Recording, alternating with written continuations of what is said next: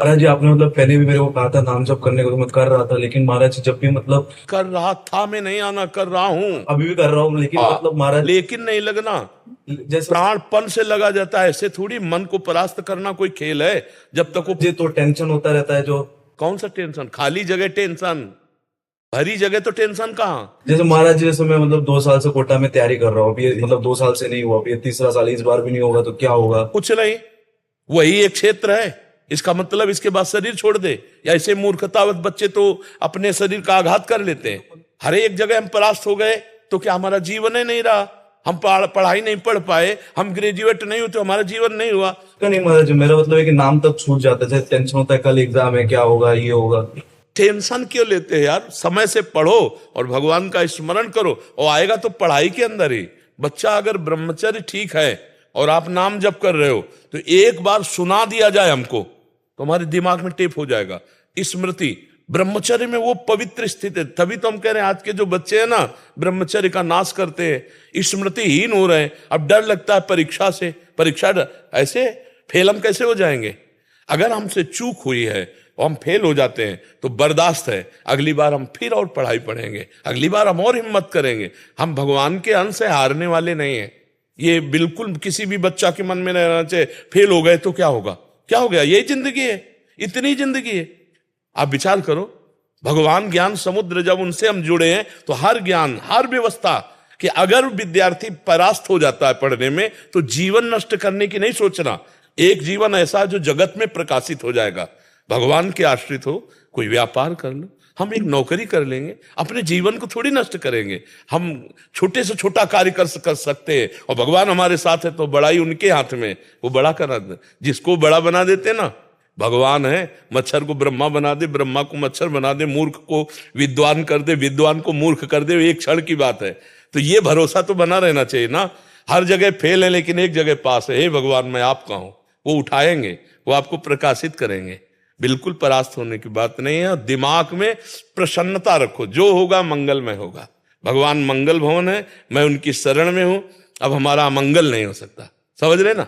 Tension किस बात की? टेंशन के टेंशन बन जाओ तो भगवान के दास हो यार।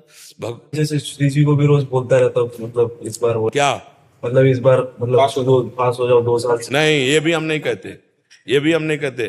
फिर टेंशन की टेंशन नहीं बनोगे, फिर टेंशन बन जाएगी तुम्हें।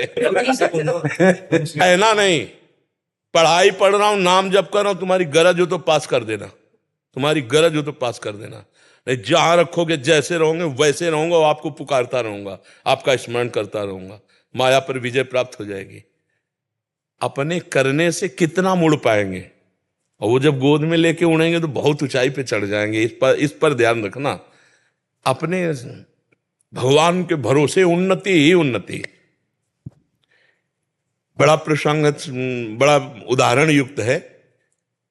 एक राजा केरल के थे, उनका नाम धर्मात्मा था, धर्म के पूर्ण रक्षक। अन्य 4-5 राजाओं ने मिलकर चढ़ाई कर दी और उनको पता नहीं था। धार्मिक राजा थे, उनको पता नहीं था। और उनके संतान हुई थी, उस संतान का नाम रखा गया था चंद्रहास। पूरे राज्य में आनंद छाया हुआ था, आक्रमण चारों तरफ से हो गया, और भगवान का भजन करने वाले थे। अब पराजित तो होना ही पड़ेगा, क्योंकि चारों तरफ से बैरी राजा हैं, और पहले से सूचना होती तो तैयारी होती। अचानक आक्रमण, मारे गए, वो राजा मारे गए। अब रानी ने देखा कि पूरे महल पर आक्रमणकारी आ गए, तो दासी से पैर पकड़ा, कहा तू ही बचा सकती मेरे बेटे को, भगवान तुझे सामर्थ्य दे। और महल में काट मार मचाए हुए थे, कोई भी वंश का नहीं बचना चाहिए। दासी ने बहुत प्रवीणता की, और टोकरी में जिसमें दोना पत्तल डाले जाते हैं, ऐसे डालकर नीचे बालक चंद्रहास, और निकली। और सैनिकों का क्या है, तो ऊपर से ऐसे दिखाया कि दोना पत्तल है। उनका निकलने दो, ये तो दासी है, राज परिवार का कोई नहीं बचना चाहिए। सब रानी, सब पूरा परिवार मार डाला। वो भाग करके दूसरे राज्य में पहुंची। बहुत प्रवीण थी, दासियां बहुत प्रवीण होती हैं। तो धृष्ट बुद्धि नाम के जो उस राज्य के मंत्री थे, उनकी शरण में गई, उसको राजकुमार बचाना था। तो उसने स्पष्ट कहा, मैं केरल के राजा की दासी हूं और ये मेरा पुत्र है, मैं हर कार्य में प्रवीण हूं, आप चाहे जिस दास्ता में रख लें, उस मेरे राज्य में सब विध्वंस हो गया। ये नहीं बताया कि राजकुमार है, मेरा पुत्र है और मैं इसकी रक्षा करना चाहती हूं आपकी शरण में रहकर। उन्होंने कुछ परीक्षाएं ली तो दासी कला में तो प्रवीण थी, उसे दासी बना के रख लिया, और वो बालक राजमंत्री के घर में। भगवान जिसकी रक्षा करते हैं, ध्यान से सुनते रहो, भगवान किस हालत में पहुंचा दिया कि बिल्कुल मिटिया मिट। अब देखो उनकी उन्नति। अब एक दिन दृष्ट बुद्धि की पुत्री थी, उसका नाम था विषया। वो उसका जन्मदिन उत्सव मना रहे थे, तो बड़े बड़े विद्वान